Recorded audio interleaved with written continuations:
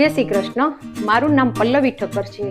આજે હું શ્રી ગીતા મસ્ટર્ડ ઓઇલમાંથી મારી વાનગી બતાવવા જઈ રહી છું. તો આજે આપણે બનાવવા જઈ રહ્યા છીએ હૈદરાબાદી આદુ લસણનું અથાણું છે. હૈદરાબાદની બહુ જ ફેમસ આ અથાણું છે અને ખૂબ જ ટેસ્ટી અને હેલ્ધી પણ છે.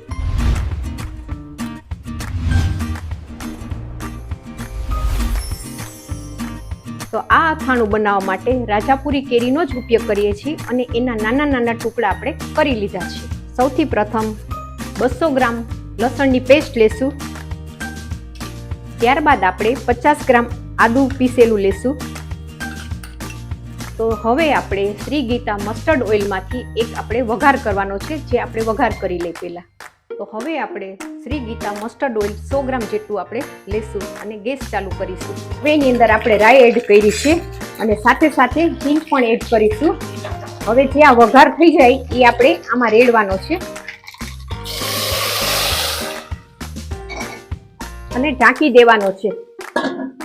હવે આપણે આ ઢાંકણ લઈ લઈશું અને બધું બરાબર મિક્સ કરશું.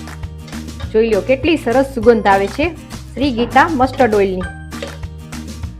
હવે આપણે 250 ગ્રામ જેટલો ગુંદાનો મસાલો, જે આપણે રેગ્યુલર બનાવીએ છીએ, એ ઉમેરવાનો છે. થોડી મરચાંની ભૂકી કાશ્મીરી મરચું ઉમેરીએ છીએ અને અડધી ચમચી આપણે નમક લેશું અને બરાબર મિક્સ કરી લેશું. આમાં ક્યારેક આખું લસણની કળી આવે તો પણ સરસ લાગે છે, આદુની કટકી આવે તો પણ સરસ લાગે છે. ટેસ્ટમાં ખૂબ જ સરસ લાગે છે. ત્યારબાદ આપણે રાજાપુરી કેરીના 150 ગ્રામના ટુકડા ઉમેરીશું. હવે આપણે બરાબર બધું મિક્સ કરી લઈશું. તો આ તૈયાર છે આપણું હૈદરાબાદી આદુ લસણનું અથાણું, જે હવે આપણે સર્વ કરવાના છીએ.